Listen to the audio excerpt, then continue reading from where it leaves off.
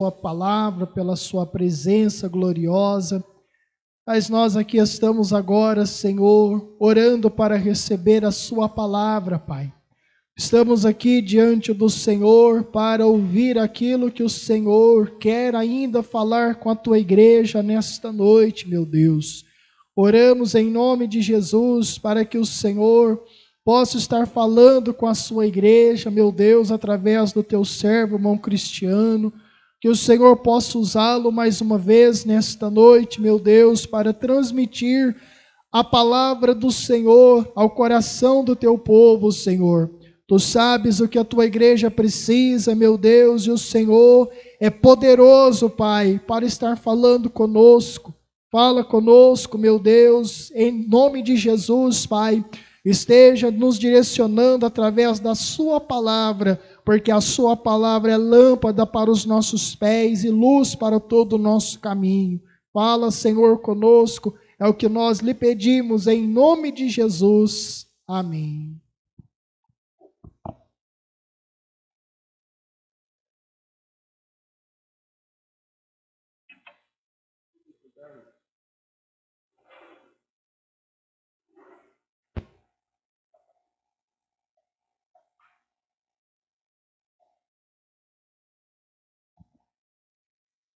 Glória a Deus. Irmãos, vamos abrir nossa Bíblia na segunda carta de Pedro. Segunda carta de Pedro, capítulo 2, versículo 20. Segunda de Pedro, capítulo 2, versículo 20. E adentraremos no capítulo de número 3 até o versículo 4. Amém, irmãos? Assim nos diz a palavra do Senhor. Porquanto se, depois de terem escapado das corrupções do mundo, pelo conhecimento do Senhor e Salvador Jesus Cristo, forem outra vez envolvidos nelas e vencidos, tornou-se-lhe o último estado pior do que o primeiro, porque melhor lhes fora não conhecerem o caminho da justiça do que, conhecendo-o, desviarem-se do santo mandamento que lhes fora dado. Deste modo, sobreveio-lhes o que por um verdadeiro provérbio se diz: o cão voltou ao seu próprio vômito, a porca lavada ao espojadouro da lama. Amado, escrevo-vos agora esta segunda carta, em ambas as quais desperto com exortação o vosso ânimo sincero, para que vos lembreis das palavras que primeiramente foram ditas pelos santos profetas e do mandamento do Senhor e Salvador, mediante os vossos apóstolos, sabendo primeiro isto, que nos últimos dias virão escarnecedores, andando segundo as suas próprias concupiscências, e dizendo: onde está a promessa da sua vinda? Porque desde que os pais dormiram, todas as coisas permanecem como desde o princípio da criação. Amém, meus irmãos. Glória a Deus. Vamos aqui expor este texto, ao qual o Senhor tem nos confiado nesta noite, para estar compartilhando com a igreja, compartilhando com os irmãos. E eu louvo a Deus que aqui meditando nesses versículos, completando aquilo que o Senhor estava falando ao meu coração, veio o irmão Fábio e trouxe em sua saudação a confirmação desta mensagem e desta palavra, falando sobre a apostasia. Então, louvo eu a Deus, creio que você também, porque o Senhor tem confirmado esta palavra ao meu coração, e com toda certeza tem direção aqui nesta noite, irmãos. Seja para o meu, seja para o seu, e não importa o tanto de glória a Deus ou a falta dele que você vai dar ou deixar de dar, Deus falará da mesma forma, né? Meus irmãos, estamos diante de um texto ao qual Pedro, nessa sua segunda carta, depois de trazer a sua introdução, nos primeiros versículos do primeiro capítulo, ele vai trazer algumas informações sobre falsos mestres, falsos ensinadores, aqueles que estavam trazendo concupiscência, anarquia ao conhecimento do povo, desde que o povo já estava instruído, desde que a igreja estava instruída.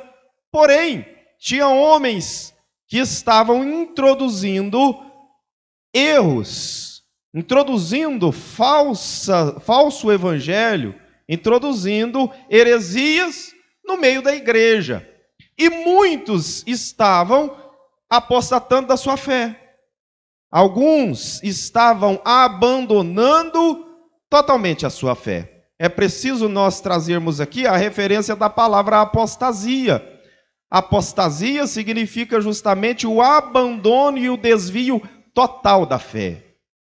Não é meramente um abatimento na sua fé, mas a apostasia refere-se justamente ao abandono integral da sua fé, a ponto de abandonar as práticas sadias, abandonar tudo aquilo que lhe foi confiado já pelo Evangelho e voltar novamente, como aqui citou o texto da palavra de Deus a Timóteo, ao qual o irmão Fábio trouxe. Voltando, irmão Fábio, às fábulas.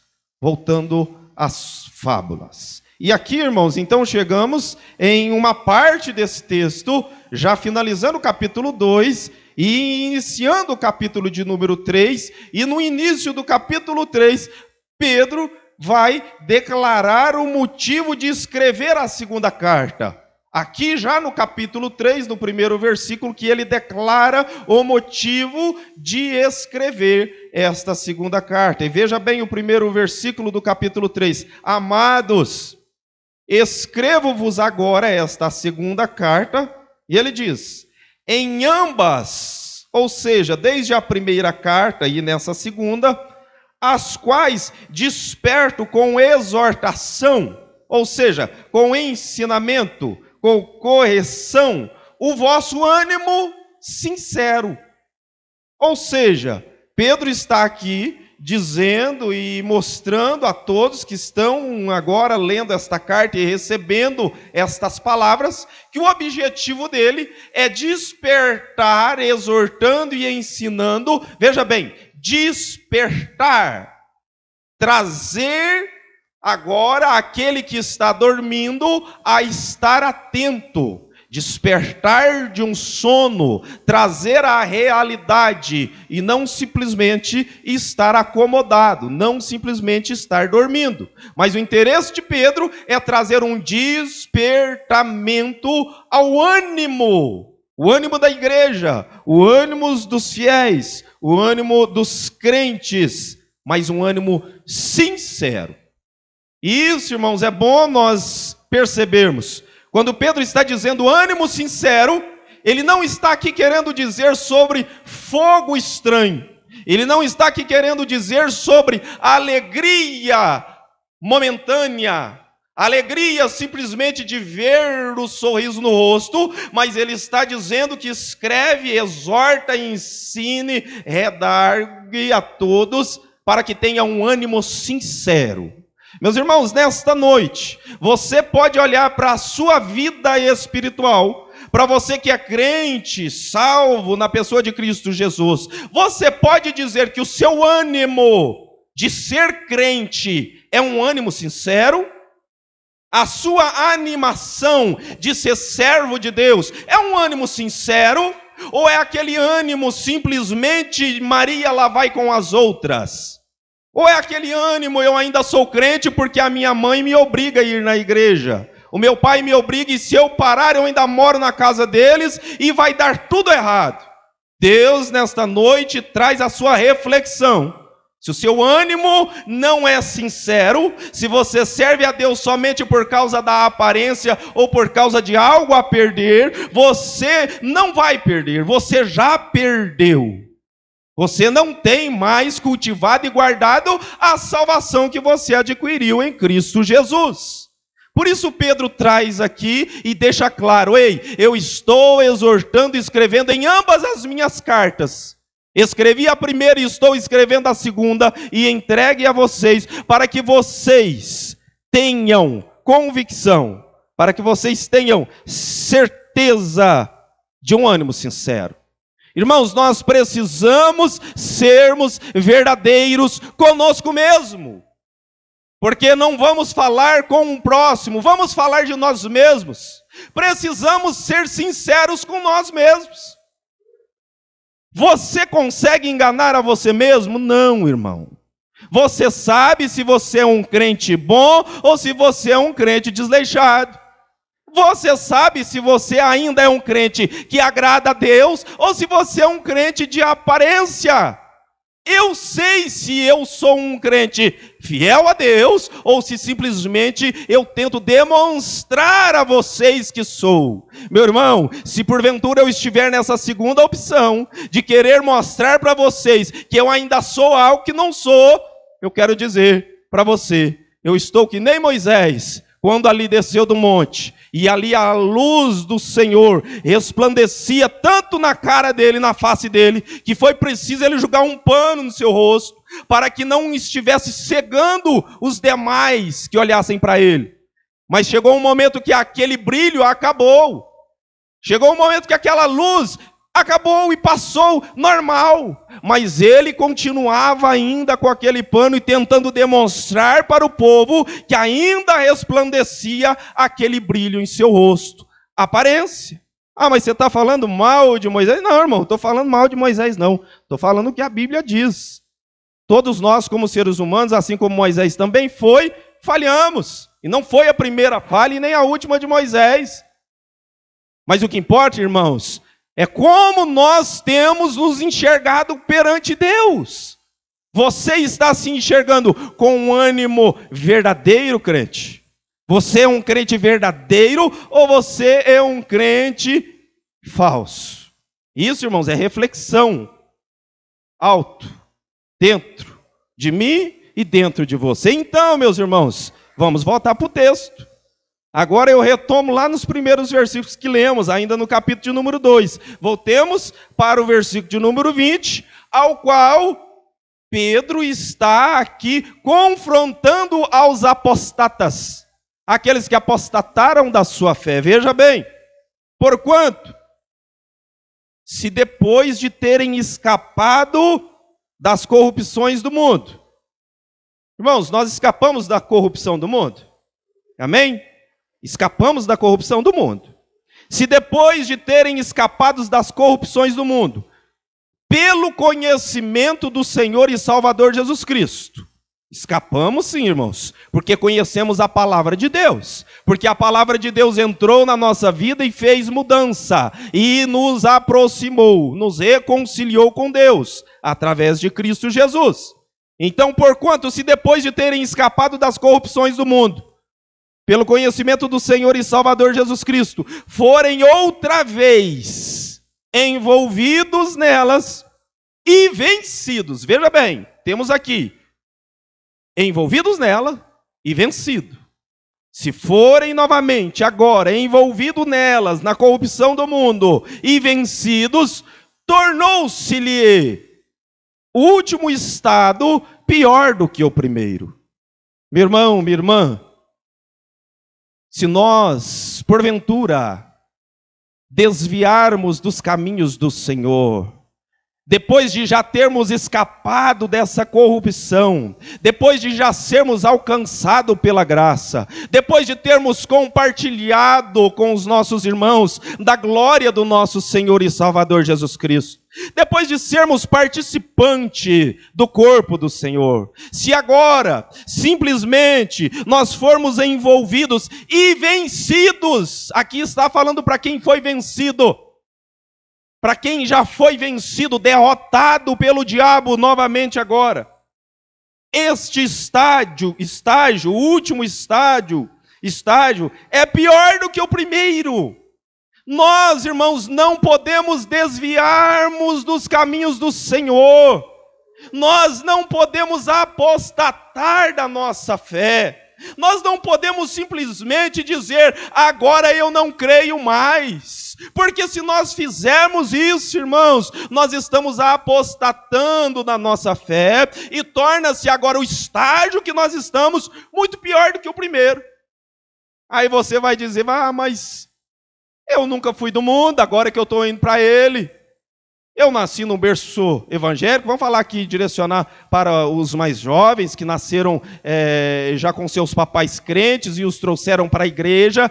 Mas eu quero te dizer, você já teve uma experiência com Deus. Você já teve uma experiência com Jesus. Você já se decidiu descer nas águas do batismo. Você já sabe o que é chorar na presença de Deus. Você já sabe o que é ser quebrantado pelo Espírito Santo. E se simplesmente você abandonar os caminhos do Senhor, você é um apostata. Você está desviando, você está abandonando os caminhos do Senhor. Jovens, preste atenção. Deus não tomará vocês por inocente. Crentes, como eu, já mais velhos, um pouquinho mais maduro, Deus não nos tomará por inocentes. Nós já conhecemos, irmãos, a glória de Deus. E se simplesmente por um capricho momentâneo deste mundo, e aqui Deus me faz trazer a memória e dizer, Deus já falou contigo outra vez, e novamente confirma esta palavra.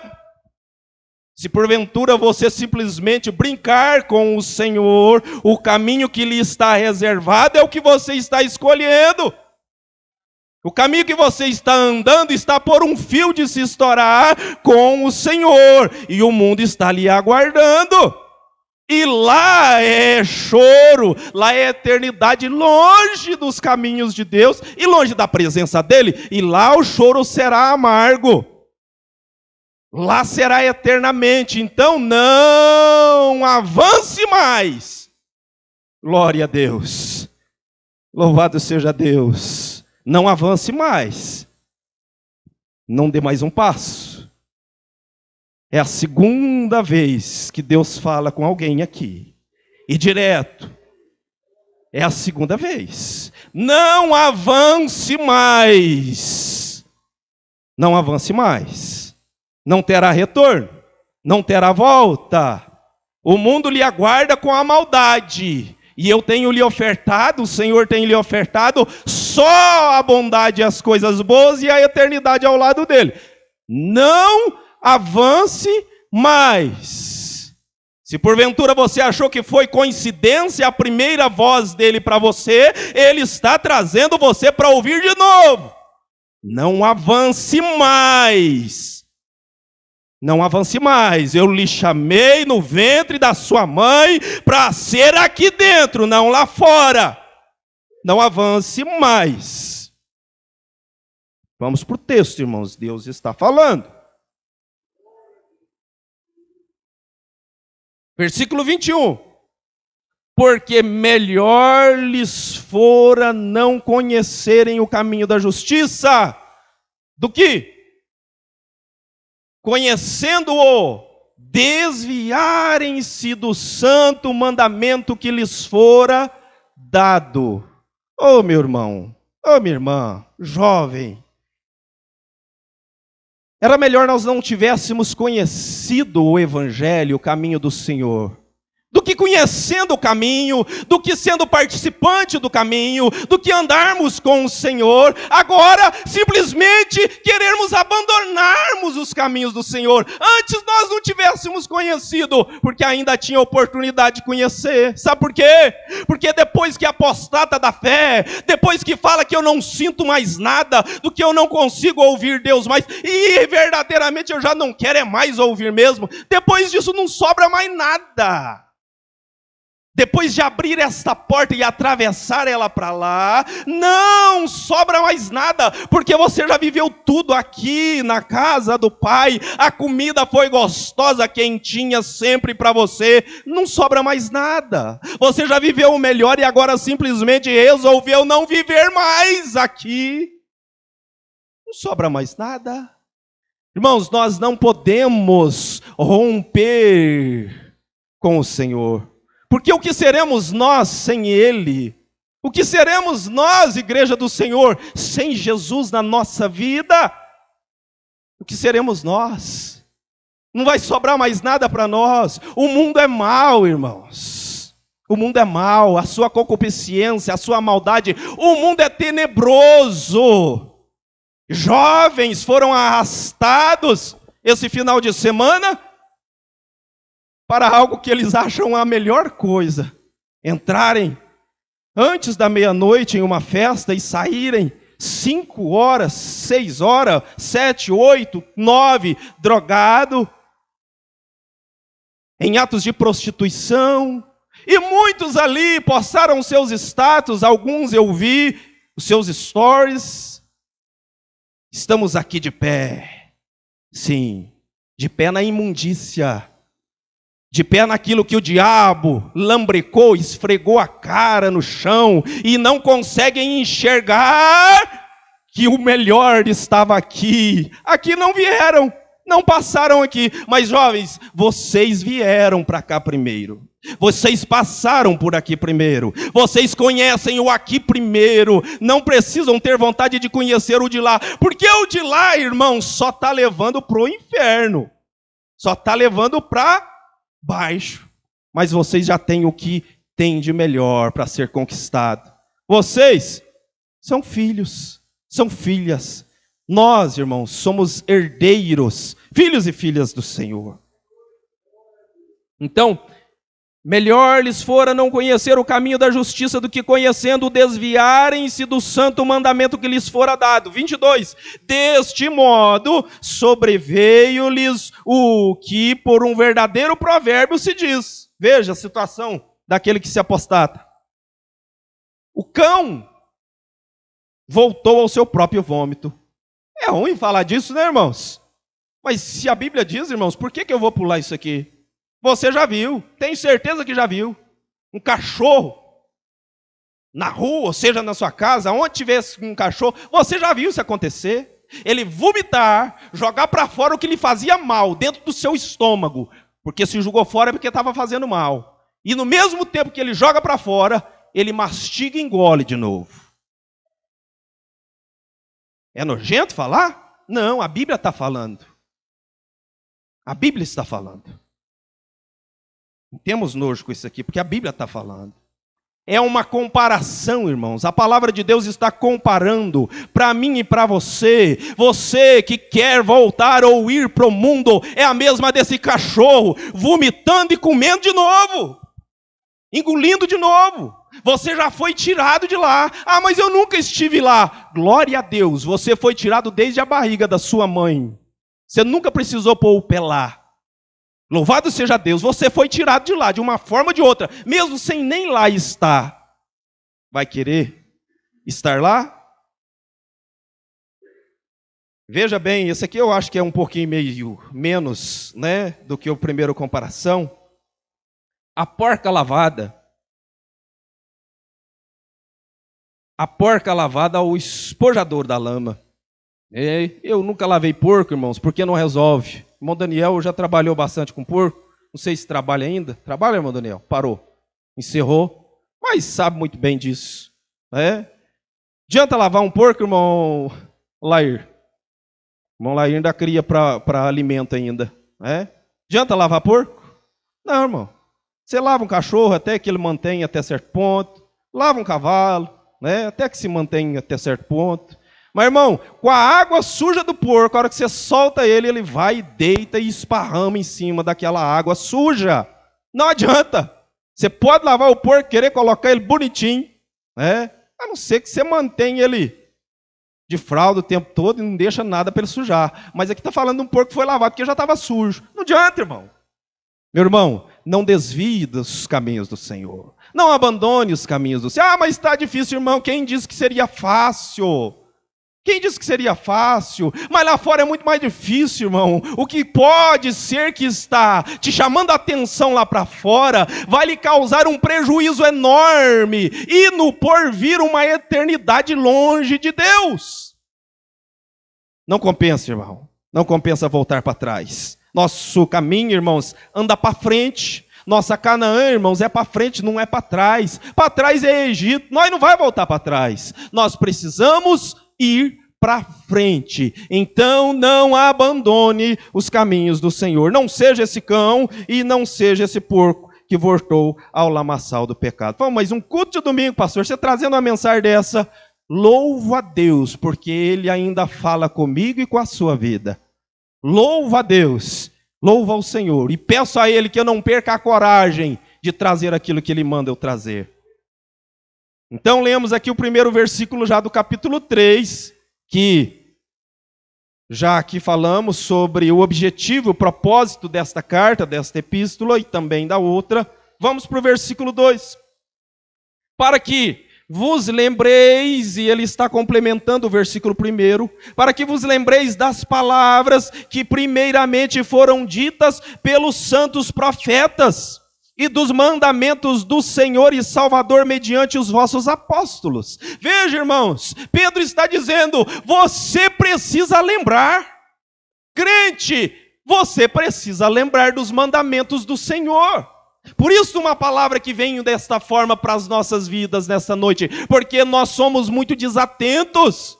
Porque nós esquecemos muito rápido, porque quando nós estamos lá no engodo, na concupiscência do pecado, prestes a pecar ou a cair, nós esquecemos da palavra de Deus. A tendência do inimigo é cegar os nossos olhos e ensurdecer os nossos ouvidos, mas Deus te trouxe aqui nesta noite, Deus me trouxe aqui nesta noite para nos fazer lembrar da sua palavra, para nos fazer lembrar daquilo que Ele tem para conosco. E então, para que vos lembreis das palavras que primeiramente foram ditas pelos santos profetas. Versículo 3. E, sabendo primeiro isto, que nos últimos dias virão escarnecedores, andando segundo as suas próprias concupiscências. E aqui nós vamos fazer um paralelo lá nos versículos que o nosso irmão Fábio leu.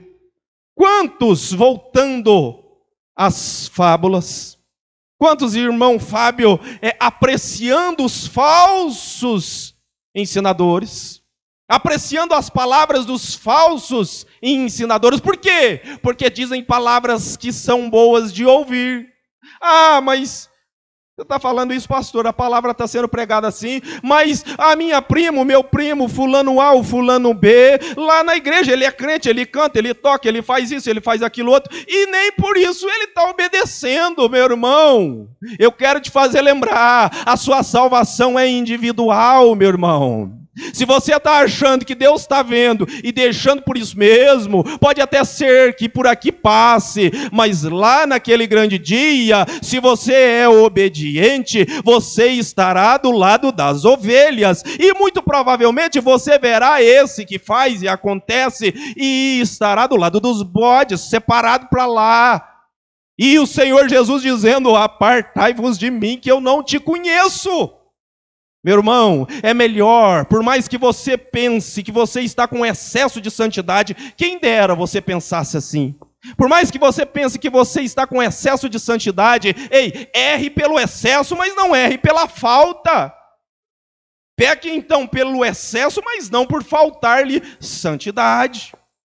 É melhor errar por um pouco mais do que por menos, porque depois não tem jeito de retocar mais nada, meu irmão. Depois que o Senhor Jesus voltar, como disse o nosso irmão Fábio aqui, entre lá na atmosfera, o nosso irmão exemplifica isso aqui muito bem, na atmosfera que o Senhor estiver e já chamar, irmão, não dá tempo, eu tenho que encher a minha botija de azeite, não está tendo para subir não. Dá tempo, mas não, irmão, a porta já fechou, é não abrir e não fechar de óleo. Abre o seu óleo e fecha, rapidinho aí, melhor, fecha e abre. Pronto, Jesus voltou. É assim que vai ser. Uma rápida assim? A Bíblia nos diz, nos aponta sobre isso. Então, irmãos, lá não vai dar tempo mais.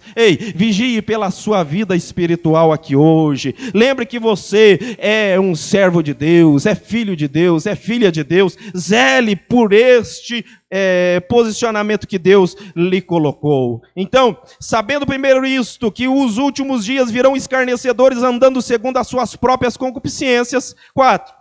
e dizendo: onde está a promessa da sua vinda? Porque desde que os pais dormiram, todas as coisas permanecem como desde o princípio da criação. Meu irmão, aqui Pedro está dizendo, já há 2000 anos atrás, que chegariam esses escarnecedores contrapondo a palavra de Deus e dizendo: você não está vendo que estão falando que Jesus está voltando e até agora nada? Você não está vendo que isso aí é balela? Muitos irmãos tentarão diminuir o que o Evangelho diz, mas o Evangelho nunca será encolhido, porque palavra de Deus prevalece, porque porta do inferno não prevalece contra a igreja, de forma alguma. A palavra de Deus, ela subsistirá por todo o tempo. Em todo o tempo, irmãos, a palavra de Deus, ela é por si só. Levante um tentando diminuir, será abatido. Em tempo, ou pouco, ou muito, não importa. Ele passa, mas a Bíblia não. A palavra de Deus não. Então, meu irmão, não abandone o propósito ao qual Deus colocou na sua vida. Não jogue fora a salvação na cruz do Calvário que Cristo assumiu o seu lugar. Não abandone. Não deixe os caminhos do Senhor, porque Deus é fiel com quem se permanece fiel com Ele. Ele zela pela sua palavra, viu? Depois lá no mundo, lá na dor, não vai dizer: mas o Senhor prometeu. Prometeu, Ele prometeu, mas você ficou na promessa? Você ficou na onde que era para estar? Deus promete, e Ele cumpre o que promete. Permaneça no seu lugar. Amém, irmãos? Louvado seja o nome do Senhor. Esta é a breve mensagem que o Senhor coloca no meu coração para transmitir para a igreja. Que o Espírito Santo complete na sua vida ainda mais aquilo que talvez eu não conseguisse ser tão expressivo para transmitir aos irmãos, mas que o Espírito Santo possa completar esta palavra ao seu coração. Lembrando,